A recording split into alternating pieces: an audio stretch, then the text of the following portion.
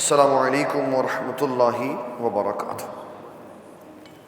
اللہ تعالیٰ کی فضل و کرم، اس کی توفیق اور عنایت سے ربیع الاول شریف کے پہلا جمعہ میں آج ہم حضور صلی اللہ علیہ وسلم کی ولادت باسعادت کا ذکر خیر سنیں گے، اور میرے پاس اس وقت امام بحیقی کی دلائل النبوت ہے۔ جو بھی میں آپ کو بات سناؤں گا وہ اس حدیث شریف کی کتاب کے اندر سے سناؤں گا۔ حضور صلی اللہ تعالیٰ علیہ وسلم آپ کی ولادت باسعادت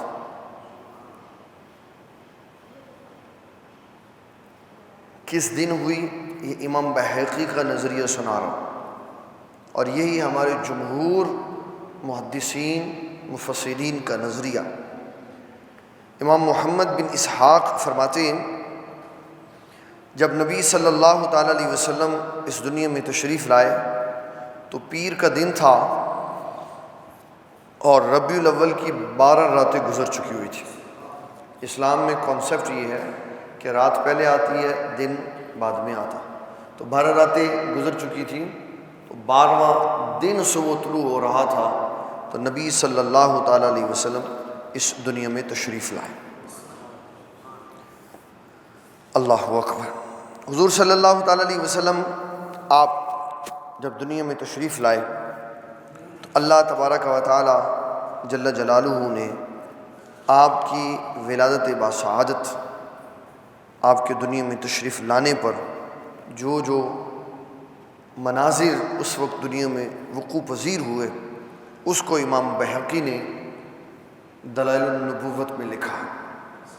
اگر کوئی شخص، میں دعویٰ تو کوئی نہیں کرتا کیونکہ دعوے تو ہوتے ہیں جو صحیح ہوں، میں بات ایک کہہ سکتا ہوں کیونکہ اگر کسی نے نہیں ماننا تو قرآن کی آیت بھی نہیں مانتا۔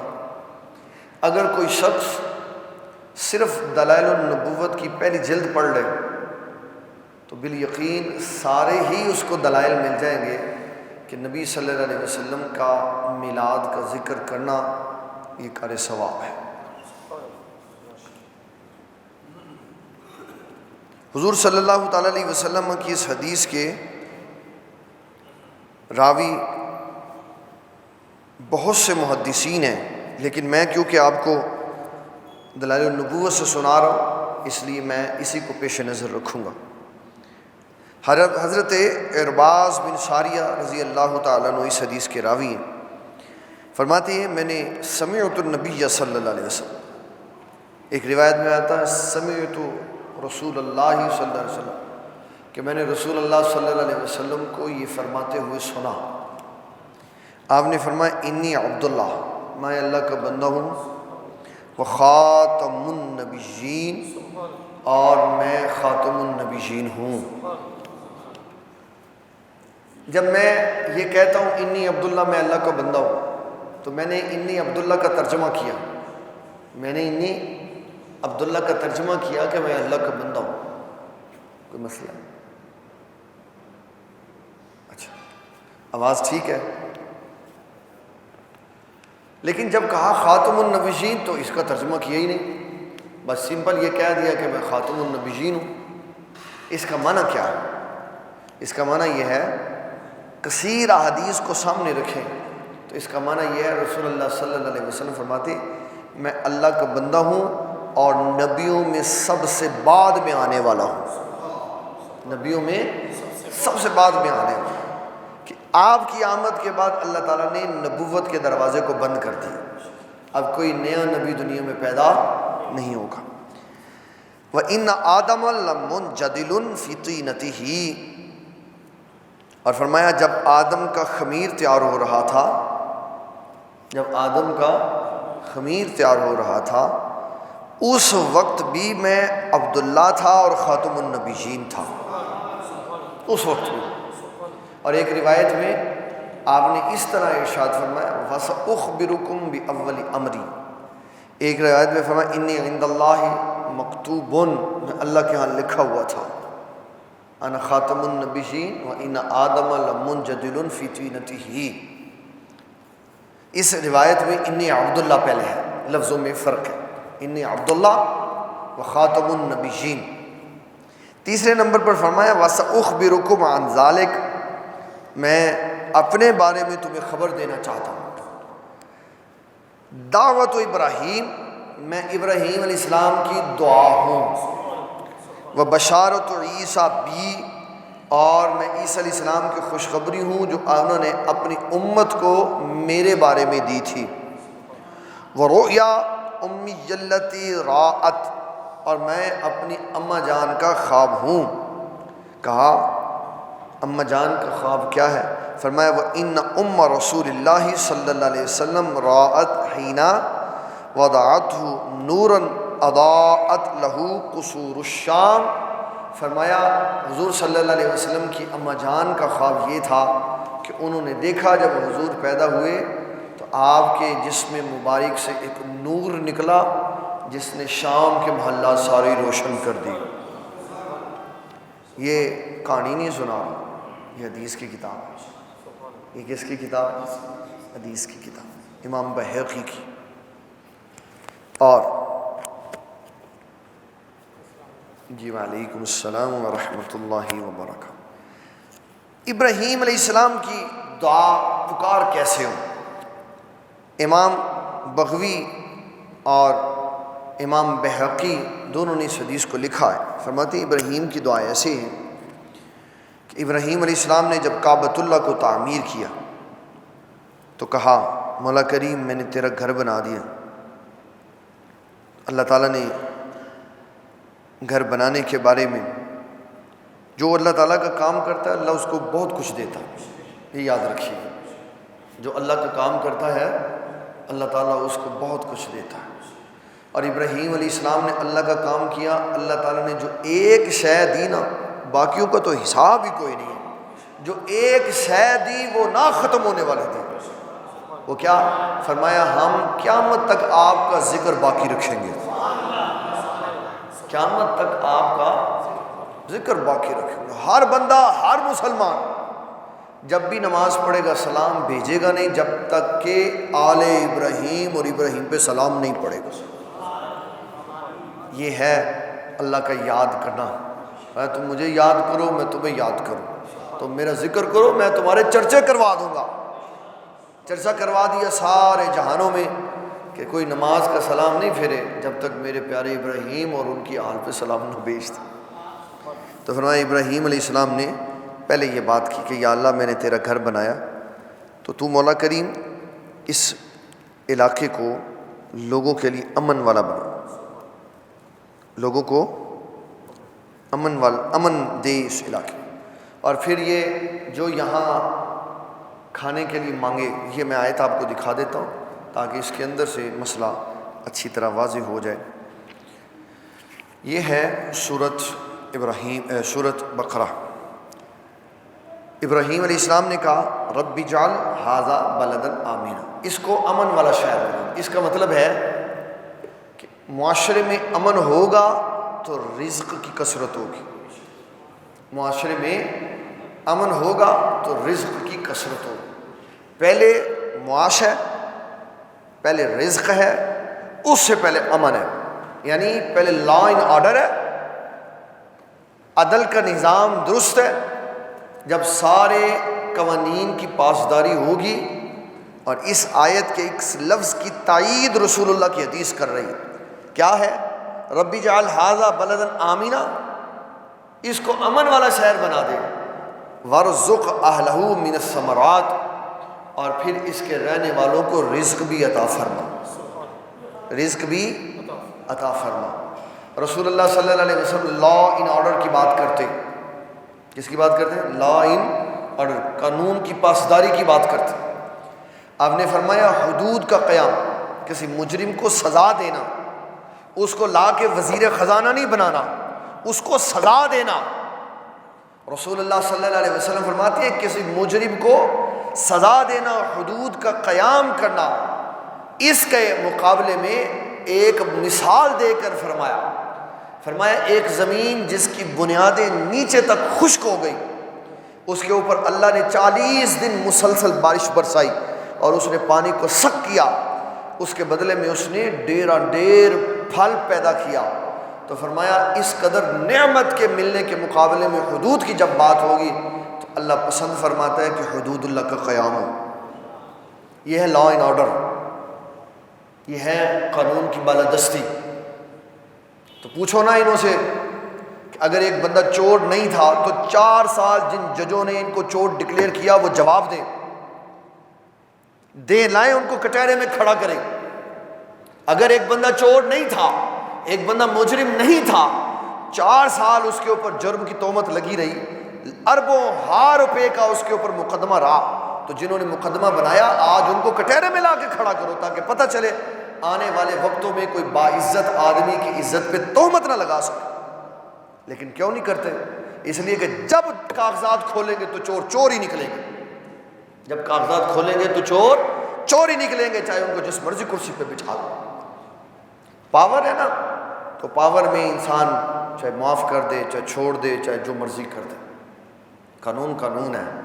تو اللہ نے فرمایا، ابراہیم نے کہا یا اللہ پہلے امن دے، امن آئے گا تو وافر رزق ہوگا، رزق وافر ہوگا، امن نہیں ہوگا، قانون کی بالادستی نہیں ہوگی تو رزق سارا اسٹوروں میں چلا جائے گا. بڑے بڑے اسٹوروں میں لاکھوں کی تعداد سے اجناس کی بوریاں اسٹور ہوتی ہیں اور اس انتظار میں ہوتے ہیں کہ جناب کب قلت ہو تو پھر ہم مہنگے داموں بیچیں. اور جب مہنگے داموں نہیں بکتی چیزیں، پھر ٹرکوں کے ٹرک چائنا اسکیم کے کناروں پہ کھڑے ہوتے ہیں اور خراب ہو جاتے ہیں اور کسی کے منہ میں ایک لقمہ نہیں جاتا. اب دیکھا پچھلے مہینے یہاں کیسے پورا چائنا اسکیم بڑھا رہا، کس لیے؟ فروٹس کے ٹرک کھڑے تھے کہ کوئی خرید لے، کوئی خرید لے. کیسے خرید لے کوئی؟ جب لوگوں کے پاس پیسے چھوڑا ہی نہیں تم نے تو لوگ کہاں سے فروٹ خرید؟ روٹی پوری کریں گے تو فروٹ خریدیں گے نا. تو وہ بھی ضائع ہوگا، جو سٹور کیا وہ بھی ضائع ہوگا، اور جو پک گیا اور پک کے ٹرکوں کے اوپر آ گیا وہ بھی ضائع ہوگا. یہ لا اینڈ آرڈر کی کمی کی وجہ سے. اور ایسے ہی رہنا ہے، ایسے ہی رہنا ہے. یہ لکھوا لیں، ایسے ہی رہنا ہے جب تک کوئی رسول اللہ کا غلام صحیح معنوں والا نہیں آئے گا. ایسے ہی رہے گا. لاکھ روپیے آ جائیں، چہرے بدل کے آ جائیں، ہم یہ کر دیں گے، ہم وہ کر دیں گے، غلام کچھ بھی نہیں کر سکتا. غلام کچھ بھی نہیں کر سکتا. پھر اللہ تعالیٰ جل جلالہ کے حبیب صلی اللہ علیہ وسلم ارشاد فرمایا کہ سنو، میں اپنی امی جان کا جو خواب ہوں، تو میری امی نے یہ دیکھا کہ جب میں پیدا ہوا تو میرے جسم اقدس سے ایک روشنی نکلی، اس نے شام کے محلات روشن کر دی. اور سیدہ آمینہ کہتی ہیں جب نبی صلی اللہ تعالیٰ علیہ وسلم آپ کی طرف تشریف لے آئے تو ایک خواب میں آپ کو کہا گیا، اے آمینہ رضی اللہ تعالیٰ عنہ، تمہیں مبارک ہو، تمہیں مبارک ہو، انکی قد حملتی بسیدی ہذہ الامہ. فرمایا آمینہ آپ کو مبارک ہو، آپ پر اللہ تعالیٰ نے اس امت کے سردار کی رحمت فرمائی ہے. یہ میں نے ترجمہ بدل کے کیا، بچے بیٹھے ہوئے نا تو پھر مجھے ٹیکنیک کے ساتھ ترجمہ کرنا، وگرنہ لفظی اس کا معنی اور ہے. یہ پردے داری کا ترجمہ ہے تاکہ اگر کوئی بعد میں سنے نہ تو اس کو سن کے شرمندگی نہ ہو، مولوی صاحب کی پہ کر دیں. ڈرامہ دیکھ لو تسی پاویں، او دے وچ دیکھ لو کہ سورا نوح دے نال کیویں چکر چلا رہے، او دے کوئی بغیرتی نہیں نظر آئے گی، لیکن ممبر تے بیٹھ کے کوئی گل ہوئے گی تو پھر نال ہی بغیرتی نظر آ جائے گی. او بے حیاؤ، بے شرمو، شرم کرو. یہ حدیث لکھی ہوئی ہے. یہ اگر میں اس کا سیدھا بھی ترجمہ کر دوں تو اس میں کوئی شرم نہیں ہے کیونکہ رسول اللہ صلی اللہ علیہ وسلم کا فرمان ہے. لیکن پھر بھی اس لیے پردے داری سے کہا تاکہ لوگوں کو بات سمجھ آ جائے. فرمایا انکی قد حملتی بسید ہذہ الامہ، اے آمینہ رضی اللہ تعالیٰ عنہ آپ اس امت کے سردار کے ساتھ امید سے ہیں. یہ کہا کہ مجھے یہ بات سنائی جاتی تھی.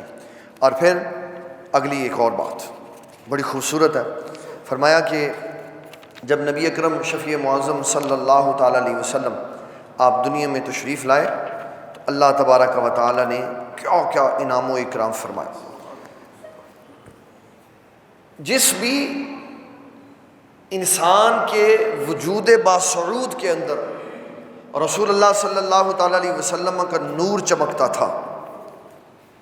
جس بھی انسان کے اندر چاہے مرد ہو چاہے خاتون ہو رسول اللہ صلی اللہ علیہ وسلم کا نور چمکتا تھا, نور موجود تھا.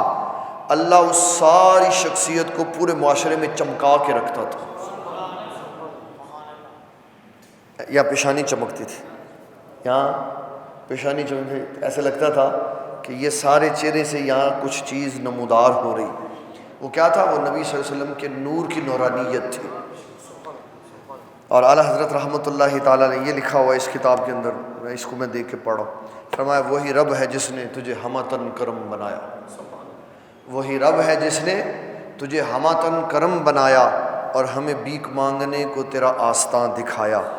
تجھے حمد ہے خدایا, تجھے حمد ہے خدایا. تو ہی حاکم برایا, تو ہی قاسم عطایا, تو ہی دافع بلایا, تم ہی شافی خطایا. کوئی تم سا کون آیا, وہ کنواری پاک مریم و نفخت فیہ قدم. ہے عجب نشان اعظم مگر آمینہ کا جایا وہی سب سے افضل آیا. پھر جبریل سے پوچھا, اس کے اندر حدیث لکھی ہوئی ہے, جبریل سے پوچھا 1,24,000 نبیوں کے پاس گئے ہو, سارا جہاں دیکھا ہے, بتاؤ ہمیں کیسا پایا تم نے؟ تو جبریل کہتے ہیں یہی بولے سدرہ والے. سدرہ والے کون ہے؟ حضرت سیدنا جبرائیل علیہ السلام. یہی بولے سدرہ والے چمن جہاں کے تھالے سبھی میں نے چھان ڈالے, تیرے پائے کا نہ کوئی پایا تجھے یک نے یک بنایا. یہ رسول اللہ صلی اللہ علیہ وسلم کی شان میں حدیث لکھی. فرمایا یہی بولے سدرہ والے چمن جہاں کے تھالے سبھی میں نے چھان ڈالے, تیرے پائے کا نہ کوئی پایا تجھے یک نے یک بنایا. کیا یہ ہے پیار؟ یہ ہے پیار کہ جب بات کرو تو دیکھو حضور صلی اللہ علیہ وسلم کی کون سی شان نظر آتی. اسی لیے اعلیٰ حضرت کہتے ہیں, اعلیٰ حضرت کو کہتے ہیں کشتہ عشق و محبت.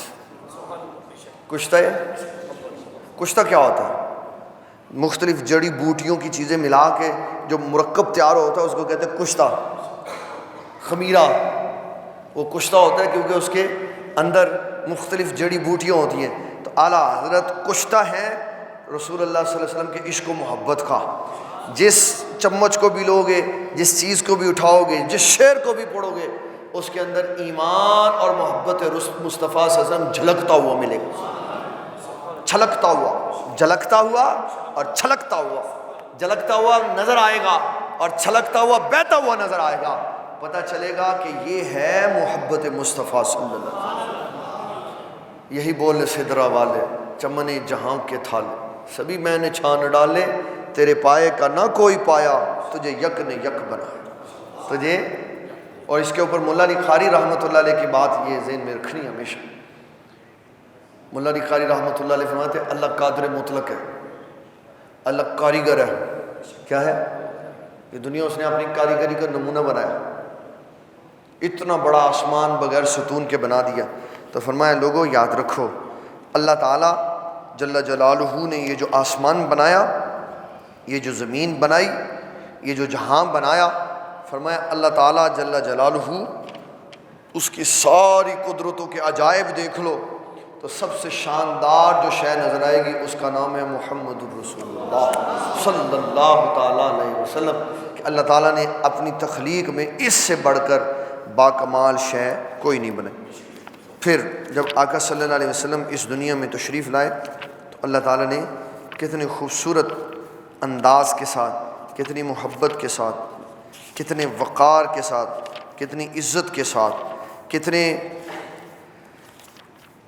پہلوؤں کو پیش نظر رکھتے ہوئے رسول اللہ صلی اللہ علیہ وسلم کو اس دنیا میں بھیجا اور سجا کے بھیجا. کیسے بھیجا؟ یہ روایت ہے مسند احمد کی.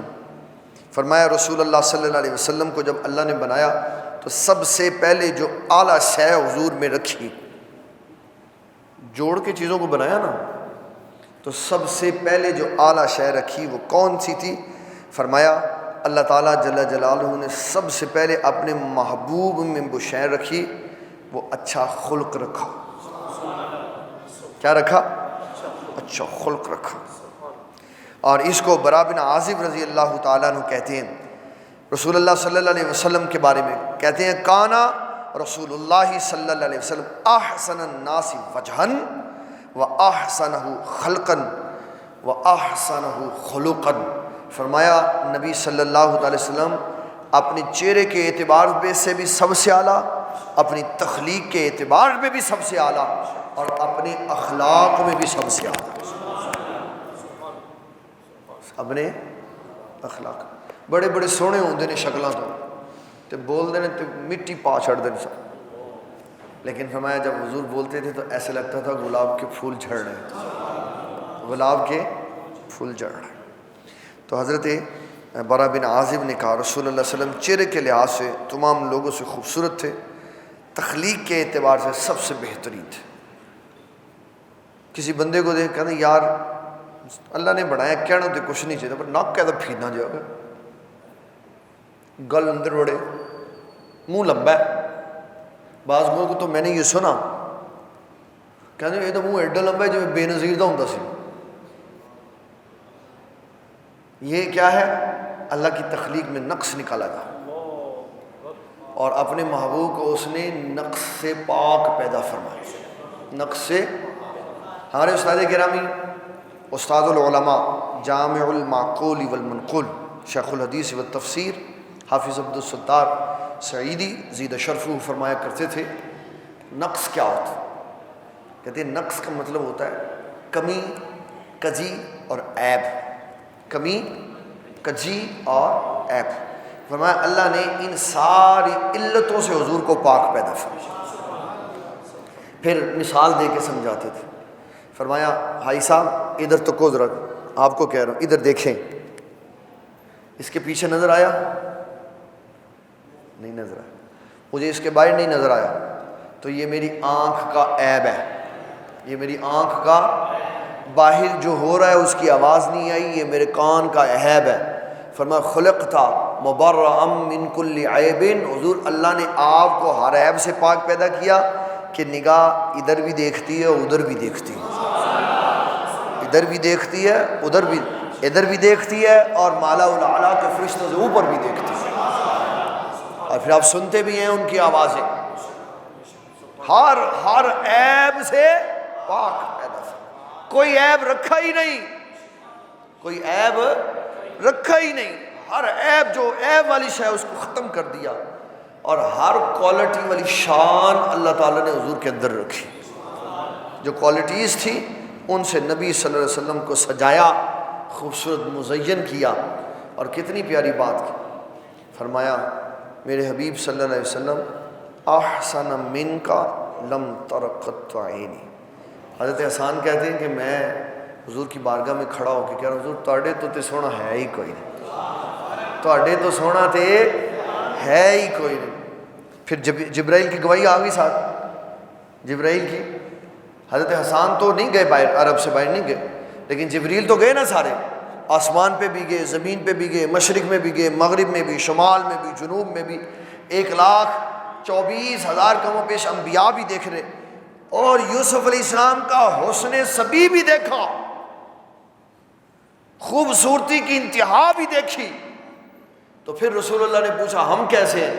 تو اعلیٰ حضرت فرماتے ہیں یہی بولے سدرہ والے، یہی بولے سدرہ والے، چمن جہاں کے تھالے سبھی میں نے چھان ڈالے، تیرے پائے کا نہ کسی کو پایا، تجھے یک نے یک بنا.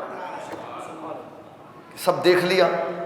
حضور آپ سے بڑھ کر حسین و جمیل ہے ہی کوئی، آپ سے بڑھ کر حسین و جمیل ہے ہی کوئی.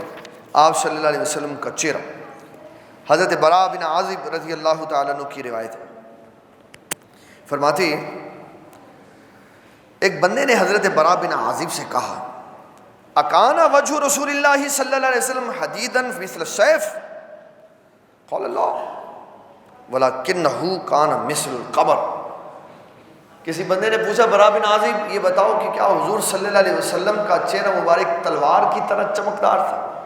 کہا نہ تلوار تو تکھی اور لمبی ہوتی ہے، نبی صلی اللہ علیہ وسلم کا چہرہ تو چاند کی طرح کا چمکدار تھا، چاند کی طرح کا. سیف کی نفی کر دی کہ تلوار جیسا نہیں تھا بلکہ چاند جیسا تھا۔ اور یہ دیکھیں جب کسی نے پوچھا کہ چاند تلوار کی طرح تھا تو تلوار کے دو عیب گنوا دیے، لمبی ہوتی ہے باریک ہوتی ہے، تو کہا نہ منہ لمبا تھا نہ باریک تھا بلکہ چاند کی طرح کا تھا۔ اور جب چاند سامنے آیا کہا یہ بھی کچھ نہیں حضور، اس سے بھی بے مثال ہے۔ سمجھانے کے لیے پہلے چاند سے تشبیہ دی، اور پھر جب چاند میں حضور باہر آئے تو فرمایا نہیں نہیں یہ نہیں حضور کی تو مثال ہی کوئی نہیں۔ بے رخ جب وہ چہرہ ہوا یہ بھی نہیں وہ بھی نہیں۔ اعلیٰ حضرت نے فرمایا کہ جب حضور صلی اللہ علیہ وسلم نے چاندنی رات میں اپنا نقاب ہٹایا تو فرمایا یہ بھی نہیں وہ بھی نہیں، یہی کمال ہے حضور کا چہرہ۔ اللہ اکبر۔ پھر نبی صلی اللہ تعالیٰ علیہ وسلم کے بارے میں حضرت جابر بن سمرہ رضی اللہ تعالیٰ عنہ کی ایک حدیث ہے، فرماتے ہیں نبی صلی اللہ علیہ وسلم آپ ویسے مرد کے لیے سرخ لباس پہننا نہیں جائز، سرخ لباس مردوں کے لیے جائز نہیں ہے۔ منیر بھائی سرخ لباس جائز نہیں ہے مردوں کے، چاہے اسکول کا یونیفارم ہو چاہے جو مرضی ہو، لیکن نعت خانوں کے لیے اسٹیج پہ جانے کے لیے جائز ہے۔ وہ سرخ جوڑا نہیں پہنیں گے تو کیسے پتہ چلے گا کہ میلاد النبی محفل کی دلہن آئی ہوئی ہے، کیسے پتہ چلے گا؟ یہ جو انہوں نے لباس چمکیلے شمکیلے چاندی کے بنا لیے نا، یہ ایسے ہی ہے۔ مومن سادے لباس میں بے مثال ہوتا ہے، اس کو فیشن کرنے کی ضرورت نہیں ہوتی۔ اللہ اکبر۔ حضرت جابر بن سمرہ رضی اللہ تعالیٰ عنہ کہتے ہیں، فرماتے چاندنی رات میں نبی صلی اللہ علیہ وسلم نے سرخ حلہ پہنا ہوا تھا، سرخ چادر، تو فرماتے ہیں میں نے دیکھا تو انتہائی حسین و جمیل چہرے کے ساتھ، پھر میں نے ایسے چاند کو دیکھا غور کیا تو فرمایا میں نے جواب اپنے آپ کو یہ دیا کہ چاند اتنا خوبصورت نہیں جتنے حضور کا چہرہ چمکتا۔ اس کو حضرت ہند بن ابی حالہ سے روایت کیا حضرت حسن نے، فرمایا یتلألأ تلألؤ القمر لیلۃ البدر، فرمایا حضور کا چہرہ ایسے چمکتا تھا عام دنوں میں جیسے 14ویں رات کا چاند چمکتا ہے۔ 14ویں رات کا چاند نہیں تھے، چاند سے اعلیٰ تھے، چاند نہیں تھے۔ ہمیں سمجھانے کے لیے کہ چہرہ ایسے چمکتا تھا تو کہہ دیا ایسے چمکتا تھا جیسے چاند چمکتا ہے، چاند۔ لیکن اگر ہم غور کریں تو بات چاند کے ساتھ تشبیہ نہیں دی جا رہی، یہ یاد رکھنا ہے، چاند کے ساتھ تشبیہ نہیں دی جا رہی، بلکہ جس طرح چاند کی فضیلت سنائی جا رہی ہے پورے آسمان کے اوپر کہ جب چاند چمک رہا ہوتا ہے تو پھر کوئی شے نہیں چمکتی، پھر یہ بیان کیا کہ حضور کا چہرہ ایسے چمکتا تھا کہ ہر چمکتی ہوئی شے مات پڑ جاتی تھی۔ چاند سے نہیں تشبیہ دی، چاند کا کیا کام ہے حضور کے چہرے کے ساتھ؟ اس کے اندر تو اتنا بڑا سا کھڈا پڑا ہوا، اس کے اندر تو اتنا بڑا سا کھڈا پڑا ہوا، کتنے بڑے بڑے ڈاٹس بنے ہوئے، تو حضور کے چہرے پہ تو ایسا کچھ بھی نہیں تھا، صاف ستھرا چمکدار آپ کا چہرہ تھا۔ تو تشبیہ کی یہ بات بیان کی کہ جیسے وہ جب چمکتا ہے تو پھر وہ ہوتا ہے، پھر ستاروں کی کوئی حیثیت نہیں ہوتی، تو جب حضور کا چہرہ چمکتا ہے تو پھر کسی اور کی کوئی شے نہیں چمکتی، اس کا معنی یہ۔ اللہ اکبر۔ پھر تیسری بات، حضور صلی اللہ علیہ وسلم کی رنگت کیسی تھی؟ ایک ہی دنیا میں شخصیت ہے جن کے سر کے بالوں سے لے کے پیر کے تلووں تک کی ہر شے حدیث میں بیان ہے، ہر شے حدیث میں۔ بڑے 1,24,000 کم و بیش انبیاء سب کو دیکھ لیں، 4,000 مذاہب کے ماننے والے لوگوں کو دیکھ لیں، کسی کے پاس اتنا بڑا ڈیٹا نہیں ہے جو صحابہ نے حضور کا سٹور کر کے رکھا ہوا، امت کو دیا۔ حضرت انس رضی اللہ تعالیٰ عنہ ارشاد فرماتے، فرمایا نبی صلی اللہ علیہ وسلم کے بارے میں کہ آپ کیسے تھے، کہا کانا ربعۃ من القوم لیس بالطویل ولا بالقصیر، فرمایا جب قوم میں آتے تو نہ بہت لمبے تھے نہ چھوٹے قد کے تھے، لیکن جب قوم میں کھڑے ہوتے تو سب سے بلند نظر آتے تھے۔ وَأَظْهَرَ اللَّوْنَ، اور آپ صلی اللہ علیہ وسلم کا جو رنگ تھا چمکدار تھا۔ چاندی دیکھی کبھی؟ ویسے تو مہنگی ہوگی اب تو نہ ہونے کے برابر، چاندی کے ورق کبھی کبھی وہ برفی کے اوپر لگے ہوئے ہاتھ ہیں، وہ کیا ہوتے ہیں؟ خوبصورت۔ تو فرمایا نبی صلی اللہ علیہ وسلم کی جو گردن تھی چاندی سے زیادہ چمکدار تھی، چاندی سے زیادہ چمکدار تھی. کیسا آپ کا خوبصورت اللہ تعالیٰ نے بدن بنا کے بیچا ہوا تھا. اللہ اکبر. اور پھر فرمایا نبی صلی اللہ علیہ وسلم کے بال گھنگریالے بھی نہیں تھے اور بالکل سٹریٹ بھی نہیں تھے، خوبصورت بال تھے، اوپر سے آتے اور نیچے سے آ کے کرو ہو جاتے تھے. اللہ تعالیٰ جل جلالہ نے تا زندگی آپ کو جوان رکھا. کہہ رہے ہیں تا زندگی. ایسے تو نہیں تھا کہ آپ نے خندق کو کھودتے ہوئے پتھر پہ گینتی ماری تو ایک پتھر کے 9 ٹکڑے کر کے رکھ دی. یہ وہ پتھر تھا جس پہ حیدر کرار جیسی طاقتیں اپنا زور آزما چکی ہوئی تھی. خالد بن ولید جیسے لوگ، عمر بن خطاب جیسے لوگ اپنی طاقت کو آزما چکے تھے. اور نبی صلی اللہ علیہ وسلم نے جب پتھر پہ گینتی ماری تو 2-3 دن سے آپ نے کھانا بھی نہیں کھایا ہوا تھا. اس قدر آپ کے اندر قوت تھی نبوت کی. ایسے مارا تو تینوں پتھر توڑ دی، پتھر کے 9 ٹکڑے کر دیے اور 3 خوشخبریاں سنائی. فرمایا شام فتح ہو گیا، یمن فتح ہو گیا، فارس فتح ہو. خوشخبریاں بھی ساتھ سنا. تو فرمایا نبی صلی اللہ تعالیٰ علیہ وسلم آپ تا زندگی جوان تھے. یہی ہمارے محدثین نے حلیہ بیان کیا ہے کہ اگر کسی کو خواب میں حضور صلی اللہ علیہ وسلم کی زیارت ہو تو حضور جوان آئیں گے. کیسے آئیں گے؟ کالی سیادڑ، کالی سیادڑ. ہاں یہ ہو سکتا ہے کوئی داڑھی میں کوئی 17 18 19 20 بال ہو جو سفید، جوان. بوڑھے نہیں آئیں گے اس لیے کہ بڑھاپا تو آیا ہی نہیں آپ پہ، آپ تو ہمیشہ سدا سے ہی جوان رہے. اور پھر نبی صلی اللہ تعالیٰ علیہ وسلم آپ کے بارے میں کافی ساری حدیثیں آپ کے حسن و جمال پہ ہیں. آپ کی آنکھوں کے بارے میں ایک حدیث میں سنانا چاہتا ہوں. اللہ اکبر.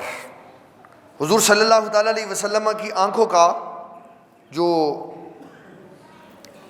رنگ ہے اور ان کی جو کیفیت ہے وہ حضرت جابر بن سامورہ رضی اللہ تعالیٰ عنہ نے بیان کی. فرماتے ہیں کہ جب میں نے نبی صلی اللہ علیہ وسلم کو دیکھا تو آپ کی آنکھوں کو دیکھ کر میں نے جو بات اخذ کی وہ یہ تھی کہ جو آنکھ کا سیاہی والا حصہ ہوتا ہے خوب سیاہ اور سفید حصہ خوب سفید ہے، پلاہٹ سے پاک ہے اور آخر میں سرخی کا ڈورا ڈرا ہوا ہے. اور نیچے والا جو چمڑا ہے، نیچے والی جو جلد ہے وہ تھوڑی سی قدر گہری سیاہ ہے. ایسے محسوس ہوتا ہے جیسے اللہ نے خود ہی سرما ڈال کے بھیجا ہوا تھا. کیسے ناز سے اللہ نے بنایا. کیا اعلیٰ حضرت رحمۃ اللہ علیہ فرماتے نیچی نیچی نظروں کی شرم و حیا پر درود. نیچی نیچی نظروں کی شرم و حیا پر درود، اونچی بینی کی رفعت پہ لاکھوں سلام. کمال نہیں کہ جن کے ناک کی بلندی پہ سلام بھیجا جا رہا ہے، جن کی آنکھوں کی حیا پہ سلام بھیجا جا رہا ہے، جن کے دست کے طاقت کے اوپر، ہاتھ کی طاقت کے اوپر، کانوں کی سماعت کے اوپر، خد و خال کے اوپر، جن کے کندھوں کے اوپر، جن کے سر کے اوپر سلام بھیجا جا رہا ہے. کیسا عظیم امام احمد رضا نے سلام لکھا. ایک ایک عضو کا ذکر کر کے فرمایا. ہونٹوں کا ذکر، پتلی پتلی گلے قدس کی پتی، ان لبوں کی نزاکت پہ لاکھوں سلام. آئے ہائے، حق ادا کر دیا امام احمد رضا نے کہ لوگوں کے دلوں میں عشق مصطفیٰ اندر تک سرایت کر کے. اللہ اکبر. تو فرماتے ہیں نبی صلی اللہ تعالیٰ علیہ وسلم آپ کی آنکھیں اتنی حسین و جمیل تھیں. اور کندھے کے بارے میں کہا کندھے فاصلے والے یعنی پرگوش تھے، قوت والا آپ کا جسم تھا. کمزور جس طرح ہے نا، کہتے میں بہت سلیم سمارٹ ہوں. کہتے کی کر سکتے، کہتے میں پانی دی بوتل نہیں چک سکا. تو پھر تو جوان کس طرح تھا؟ آپ طاقت والے تھے. اب تو طاقتوں کا حساب ختم ہو گیا، میں بھی نہیں اٹھا سکتا. اسی کتاباں چوک سکنے ہیں، بس کتاب اٹھا سکتے ہیں زیادہ سے زیادہ. لیکن جو ہمارے آباء و اجداد پہلے لوگ تھے، حضرت مہدی کرب رضی اللہ عنہ، حضرت مہدی کرب رضی اللہ عنہ، آپ کی جو تلوار تھی 2.5 من سے زیادہ وزن کی تھی، جس کو آپ چلاتے تھے میدان جہاد میں. کتنے میدان جہاد میں چلاتے تھے. اور حضرت عمر بن خطاب رضی اللہ تعالیٰ کو پتہ تھا کہ مہدی کرب کی جب تلوار چلتی ہے تو پھر کوئی باقی نہیں بچتا. تو ایک دن کہا کہ یار تلوار دے دو. تو فرمایا میرا بازو کیسے ساتھ لے کے جاؤ گے؟ اس کو تو میں بڑے ٹرک سے چلاتا ہوں۔ اتنے اتنے جوان تھے کہ ان کے ہاتھوں میں کتنے کتنے کلو کی جو تلوار ہے وہ ایسے چلتی تھی جیسے کھلونا چلتا ہے، طاقتوں والے لوگ تھے۔ اللہ تعالیٰ ان طاقتوں والوں کے صدقے مسلمانوں کو طاقت عطا فرمائے۔ اللہ اکبر۔ پھر فرمایا نبی صلی اللہ تعالیٰ علیہ وسلم کے دندان مبارک کیسے تھے، واہ! اس کی بہترین مثال اس دن نظر آئی جس دن نبی صلی اللہ تعالیٰ علیہ وسلم آستانہ اقدس میں داخل ہوئے اور ام المومنین سیدہ عائشہ صدیقہ رضی اللہ تعالیٰ عنہ کچھ سی رہی تھی۔ تو جب حضور اچانک آئے تو وہ سوئی گر گئی زمین پر، تو اب اس کو تلاش کر رہی ہیں ایسے ایسے۔ تو نبی صلی اللہ علیہ وسلم نے ان کی یہ کیفیت دیکھی تو آپ مسکرائے۔ تو جب مسکرائے نا تو سیدہ عائشہ صدیقہ کہتی ہیں آپ کے دندان مبارک سے روشنی نکلی۔ یہ روشنی میں نے خود کہا ہے، وہ کہتی تھی نور نکلا، لیکن بعضوں کو نور کے لفظ سے اندھیرا ہو جاتا ہے تو پھر میں کہتا ہوں نہیں روشنی نکلی، ٹھیک ہے۔ اور یار کیا کرتے ہو اللہ کے بندے، اور حضور صلی اللہ علیہ وسلم کی چیزوں سے بھی پریشان ہوتے، انہی کی وجہ سے تو اللہ تعالیٰ نے یہ ساری کائنات بنائی ہے۔ وہ ہیں وجہ تخلیق کائنات، وجہ تخلیق کائنات۔ اس کا معنی کیا ہے؟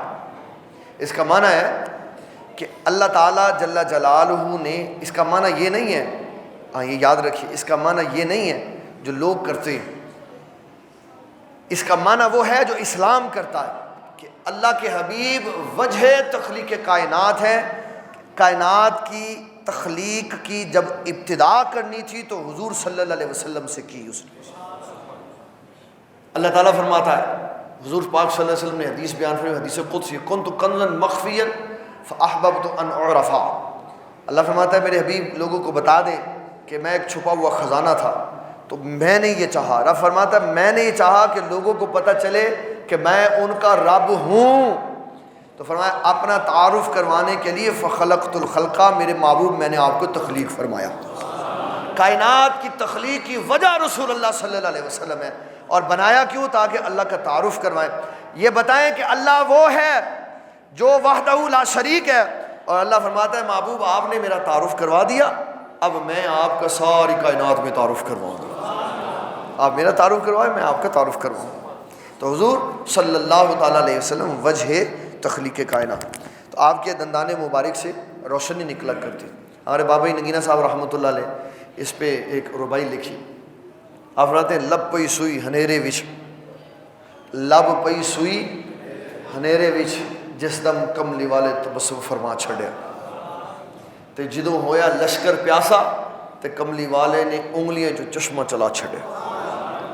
اللہ اکبر۔ فرمایا نبی صلی اللہ تعالیٰ علیہ وسلم کی جو یہ بھویں تھیں، حواجب، واسع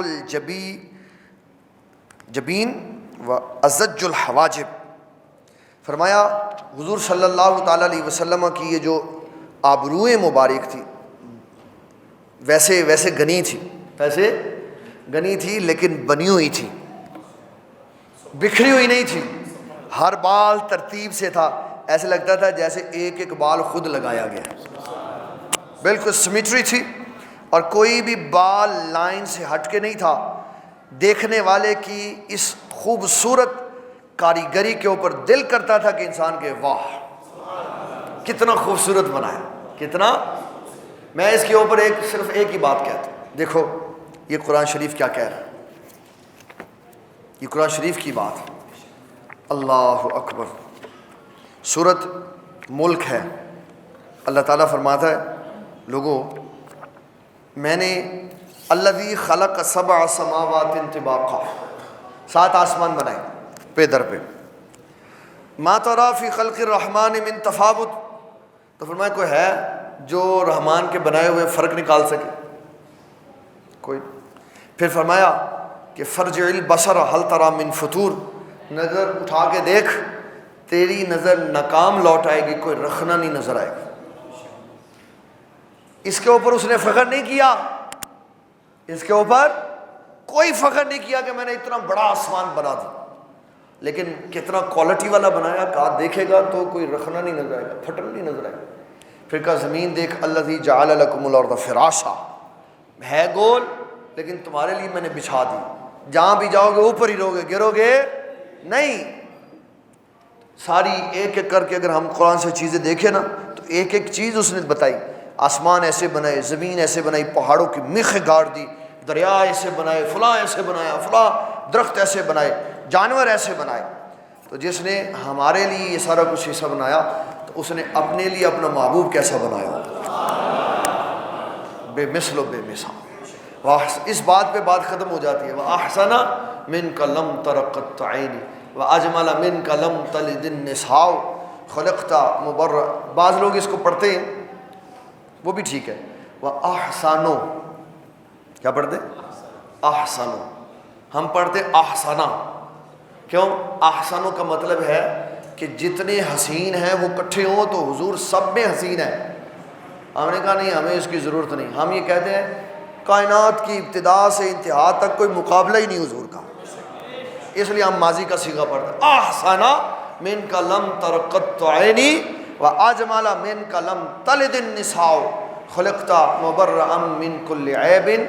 محبوب اللہ تعالیٰ نے آپ کو ہر عیب سے پاک پیدا کیا، کأنک قد خلقت کما تشاء، اور آپ ایسے بنایا جیسے آپ نے چاہا۔ پھر اعلیٰ حضرت اس پہ بول کے پڑھے، میں سرور کہوں کہ مالک و مولا کہوں تجھے، سرور کہوں کہ مالک و مولا کہوں تجھے، باغ خلیل کا گل زیبا کہوں تجھے، تیرے تو وصف عیب تناہی سے ہیں بری، خلقت مبرئا من کل عیب، کہ میرے حبیب ہر عیب سے پاک پیدا کیا۔